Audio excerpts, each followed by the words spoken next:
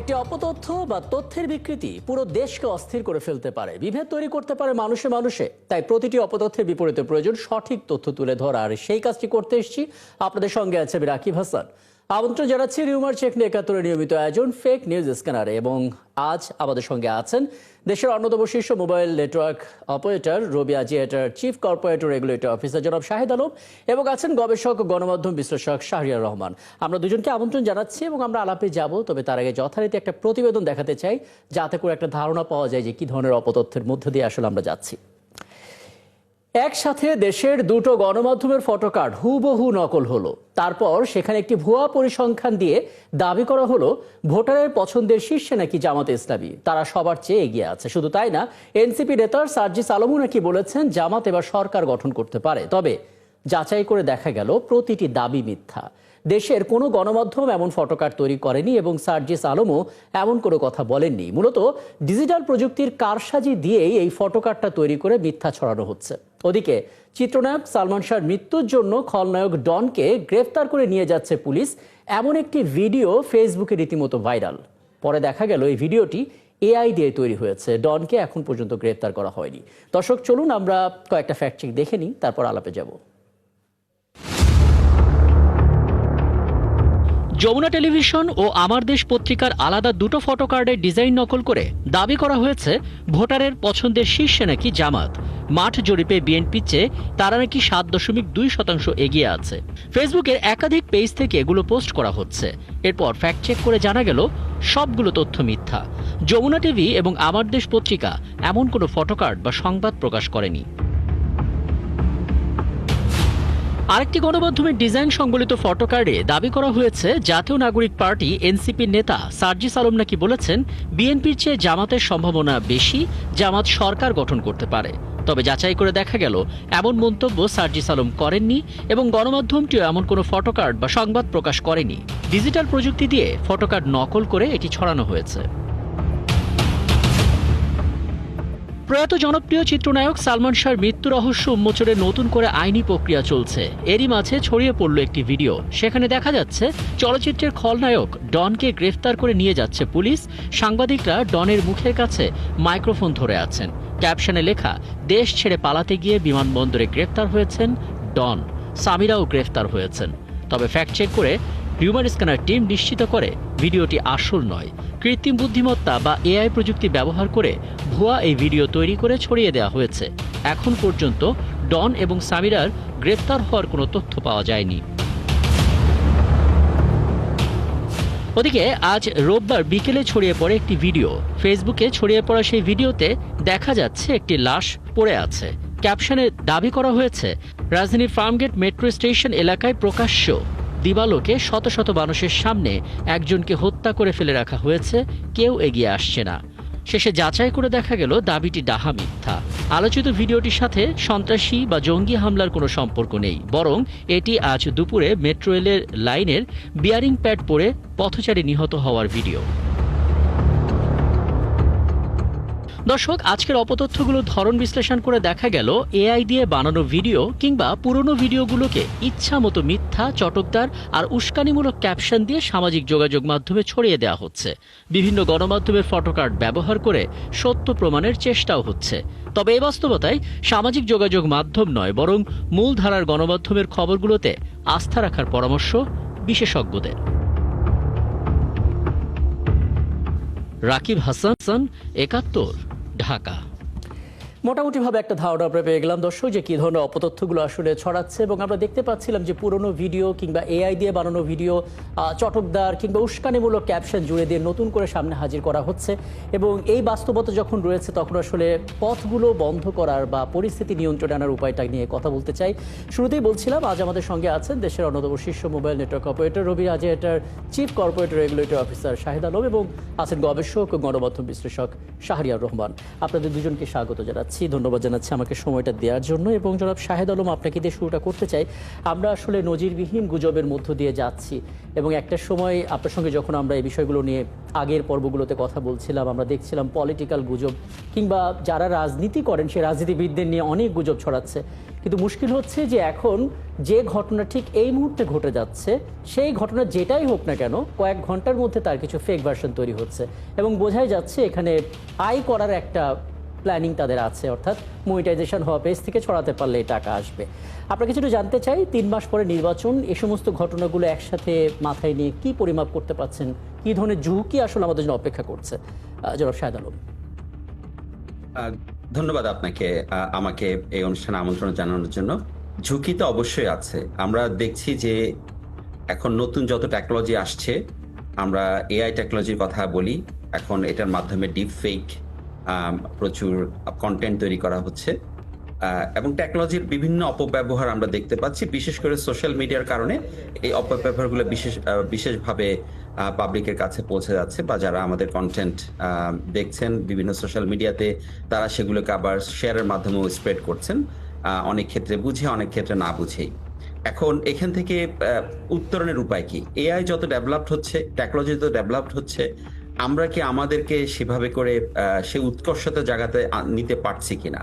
কারণ আমাদেরকে একটা জিনিস মনে রাখতে হবে, এখনকার সময়ে সোশ্যাল মিডিয়াতে আপনি যেটা দেখবেন, আমরা সেটাকে বলছি, আপনি প্রথমে এটা জিরো ট্রাস্ট যখন সোশ্যাল মিডিয়াতে দেখবেন, আপনাকে জিরো ট্রাস্ট দেখেই আপনাকে এটা দেখতে হবে এবং সেটা আপনাকে ভেরিফাই করতে হবে। সোশ্যাল মিডিয়া নিউজটা দেখার পরে সেখানে আপনাকে মেইন স্ট্রিম মিডিয়া অথবা যে গুগলে আপনি সার্চ করে দেখবেন যে নিউজ থ্রেড কোনো কিছু আছে কিনা এই ধরনের নিউজে, না হয় ডাইরেক্ট যে কোনো সোশ্যাল মিডিয়ার নিউজ বিশ্বাস করাটা খুবই ডিফিকাল্ট। এখন এটা টেকনোলজিক্যালি আমরা কি করতে পারি?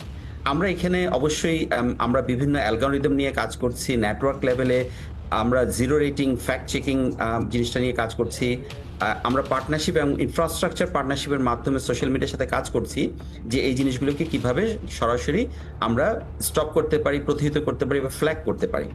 এখন এই ক্ষেত্রে সোশ্যাল মিডিয়া কি সেখানে এগিয়ে আসছে?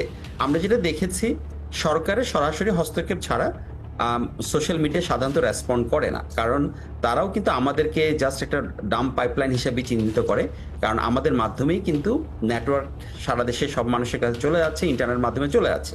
কিন্তু এখানে নেটওয়ার্কটা আমরা দিচ্ছি, কিন্তু কন্টেন্টটা দিচ্ছে কিন্তু সোশ্যাল মিডিয়ার যারা পার্টনার আছে তারা। সো এখানে একটা গভর্নমেন্টের ইন্টারভেনশন দরকার নির্বাচনের আগে, যাতে এই ধরনের রিউমারগুলো দ্রুত তারা অ্যালগরিদমের মাধ্যমে বিভিন্ন দেশে তারা করেছে, এই জিনিসটা যাতে বাংলাদেশে করা হয়। অনেক ক্ষেত্রে আমরা দেখেছি এটা। পরে যখন আপনার কাছে আসবো তখন সরকারের পক্ষ থেকে কি ধরনের স্টেপগুলো নেওয়া প্রয়োজন সেটা এক নজরে একটু জানার চেষ্টা করব, তারপর সেখান থেকে আমরা আলাপটা শেষ করব। আপনি আছেন আমাদের সঙ্গে জনাব শাহরিয়ার রহমান, আপনি বিভিন্ন সময় আসলে বাংলাদেশের গণমাধ্যম নিয়ে নানামুখী গবেষণা করেছেন এবং একটা দীর্ঘ সময় আপনি গণমাধ্যম কর্মী হিসেবেও মাঠে ছিলেন। দুটো অভিজ্ঞতা একসাথে মিলিয়ে বলবেন আসলে এই জাতীয় রিউমারগুলো ছড়ানোর মোটিভটা আসলে কি? একটা তো আমরা ধরতে পারছিলাম যে দেশকে অস্থির করার একটা চেষ্টা, রাজনৈতিক অঙ্গনকে অস্থির করার চেষ্টা, কিন্তু এর বাইরে দেখতে পাচ্ছি হরহামেশা আমাদের ফটোকার্ড নকল হচ্ছে। কি বলবেন? ধন্যবাদ রাকিব, আমাকে আপনার অনুষ্ঠানে সুযোগ দেওয়ার জন্য এবং আমন্ত্রণ জানানোর জন্য। তো আপনি যেটা বললেন যে আমি আসলে গণমাধ্যম কর্মী হিসেবে অনেক দিন কাজ করেছি, অ্যারাউন্ড 1 দশকের মতো। সো গত 10 বছর ধরেই আসলে আমরা দেখেছি ইভেন এআই অ্যান্ড এই সফিস্টিকেটেড টেকনোলজিগুলো আসার আগেও আসলে তথ্য ছিল, ভুল তথ্য ছিল, গুজব ছিল। সেটাকে এখন আসলে এত সফিস্টিকেটেড লেভেলে যে এভলিউশনটা হয়ে এসেছে, যেখানে আমরা আমি বলবো যে আসলে টেকনোলজি এত অ্যাভেলেবল হয়ে গেছে, এই কারণে আসলে এইটা এই লেভেলে এসে পৌঁছেছে। তো আপনি আসলে বললেন যে আসলে আমরা তো আগেও দেখেছি এবং এখন কেন এইভাবে দেখছি। আমার কাছে মনে হয়েছে আসলে এরকম প্রফেশনালি এবং ক্রেডিবল লুকিং প্যাকেজিং করা, ফটো কার্ডের কথা বললেন, এবং এখানে অ্যাকচুয়ালি লেজিটিমেট নিউজ আউটলেটগুলোকে আসলে মিমিক করে যে চেষ্টা চালানো হচ্ছে, এটা আপনি একটা পয়েন্ট আউট করলেন যে আসলে ইলেকশন আছে, এই কারণে কিছু ব্যাড অ্যাক্টররা করতে পারে।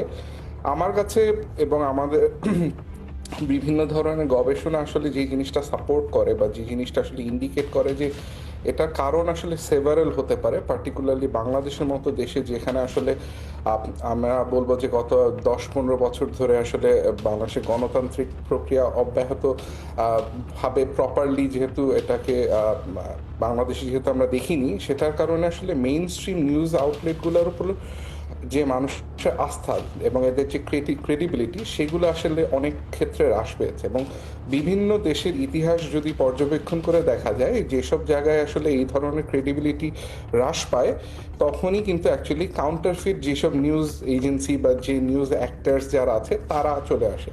তো আসলে ইয়ার অ্যান্ড ইয়ার যদি আমরা আসলে এরকম স্টেট কন্ট্রোল দেখি, এরকম নিউজ মিডিয়ার উপর লিগ্যাল থ্রেট দেখি এবং কর্পোরেট ডিপেন্ডেন্স দেখি ফর অ্যাডভার্টাইজমেন্ট অ্যান্ড রেভিনিউ, সেসব ক্ষেত্রে আসলে প্রফেশনালি যেসব প্রেস মিডিয়া থাকে তারা অনেক কশাস, প্রেডিক্টেবল এবং অনেক ক্ষেত্রে সেলফ সেন্সারিং হয়ে যায়।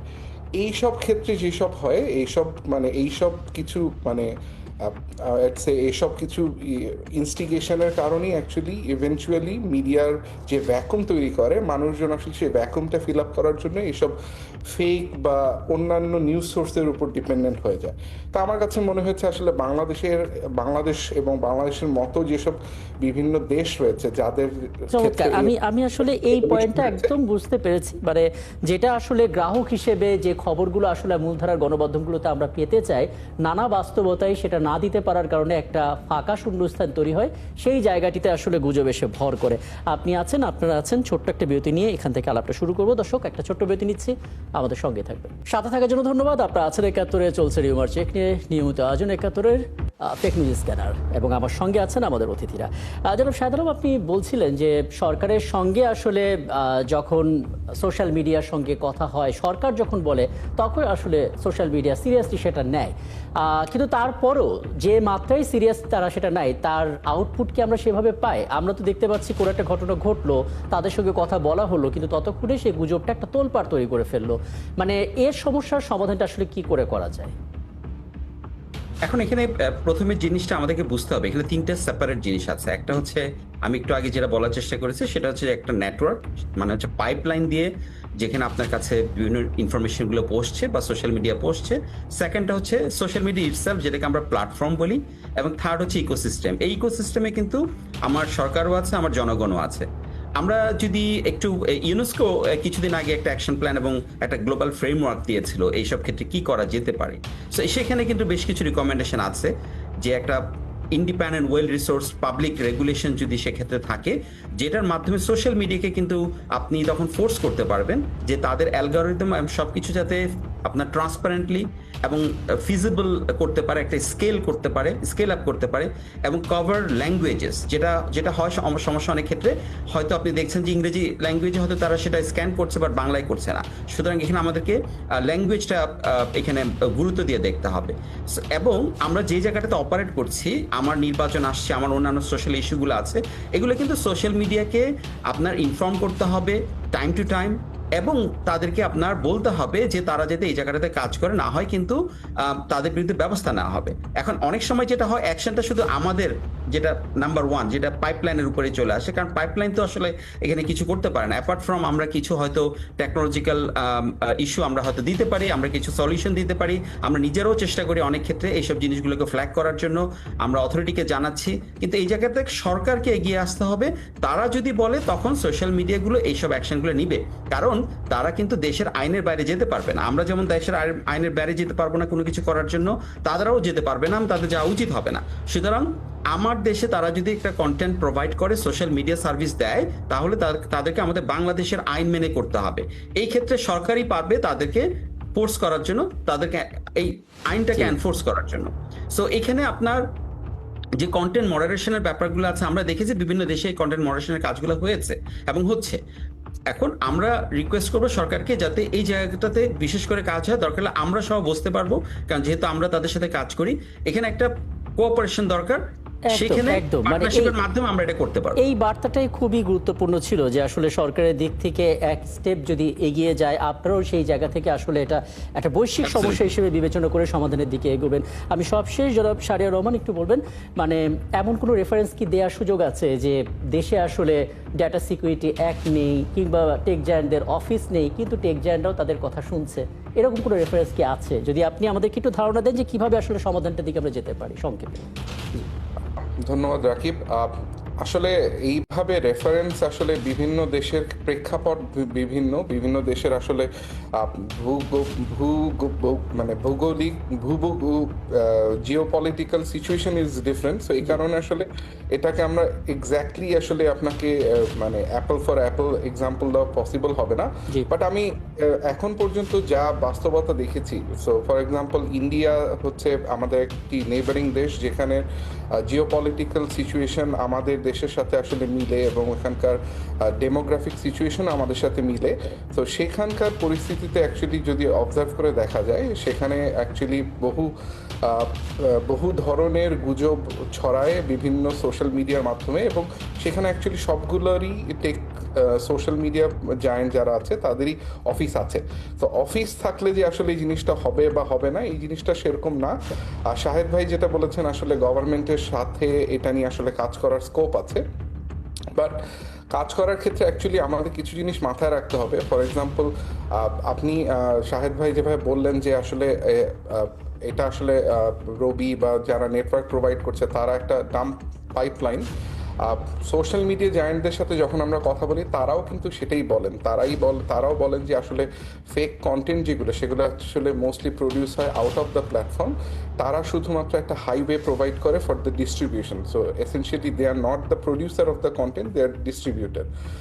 এটা একটি পয়েন্ট। আরেকটি পয়েন্ট হচ্ছে আসলে মডারেশনের কথা যখন আমরা বলি, আসলে আমরা বিভিন্ন দেশের এবং ইনক্লুডিং বাংলাদেশের আমরা যেটা দেখেছি, আসলে অনেক ক্ষেত্রে ওভার মডারেশন আসলে অনেক ক্ষেত্রে রিস্ক পোজ করে ফর অ্যাকচুয়ালি লেজিটিমেট জার্নালিজম এবং আসলে ফ্রিডম অফ যে আমরা স্পিচ যেটা এনকারেজ করার চেষ্টা করি। তো এই ক্ষেত্রে আসলে এটা একটা পারফেক্ট ব্যালেন্স ড্র আউট করানো আসলে খুবই ইম্পর্টেন্ট এসব ক্ষেত্রে। আর লাস্টলি আমি বলবো, আসলে ইরেসপেক্টিভ বিভিন্ন দেশের আমরা যদি হিস্ট্রি এবং তাদের যে ওভারঅল সিচুয়েশন অবজার্ভ করি, আসলে জনগণ যদি তাদের ভিতরে শিক্ষা, মেধা, মনন, বুদ্ধি, জ্ঞান এগুলো প্রয়োগ করে আসলে যদি ফেক নিউজ নিয়ে কাজ করে এবং তারা শেয়ার করার আগে অ্যাকচুয়ালি বিবেচনা করে নেয় যে আসলে এই যে তথ্যটা আমরা শেয়ার করছি সেটার আদৌ বাস্তবতার বা ভিত্তি আছে কিনা, শুধুমাত্র তাহলেই আসলে এটা প্রিভেন্ট করা। একদম। এবং এর বাইরে মানে আমি প্রায় আসলে এটা বলতে শুনি অনেক বিশেষজ্ঞকে যে একটা গুজব যে ছড়িয়েছে সেরকম কারো বিচার কার্যকর হয়েছে এরকম কোনো দৃশ্যমান রেফারেন্স নেই, যে কারণে অনেকে আসলে সেই ব্যাপারটাকে খুব সহজভাবে নিয়ে নেয়। অনেক ধন্যবাদ এবং কৃতজ্ঞতা আমাকে সময়টা দেওয়ার জন্য। নিশ্চয়ই সামনে কোনো আয়োজনে আবার আপনাদের পাবো এবং আরও পরামর্শ জানার সুযোগ হবে। আমাদের সঙ্গে ছিলেন এতক্ষণ রবিয়া, যেটা চিফ কর্পোরেট ও রেগুলেটরি অফিসার জনাব শাহিদ আলম, এবং ছিলেন গবেষক ও গণমাধ্যম বিশ্লেষক শাহরিয়ার রহমান। এবং দর্শক, আপনারা এতক্ষণ ছিলেন ফ্যাক্ট চেক নিয়ে একাত্তরের নিয়মিত আয়োজন ফেক নিউজ স্ক্যানারে। প্রতিদিন আমরা রিউমার দূর করতে হাজির হব ঠিক একইভাবে একই সময়ে। আপনিও যুক্ত হতে পারেন। যে কোনো খবর যদি আপনাকে সংশয় ফেলে সেটা একটি স্ক্রিনশট আমাদেরকে মেল করতে পারেন।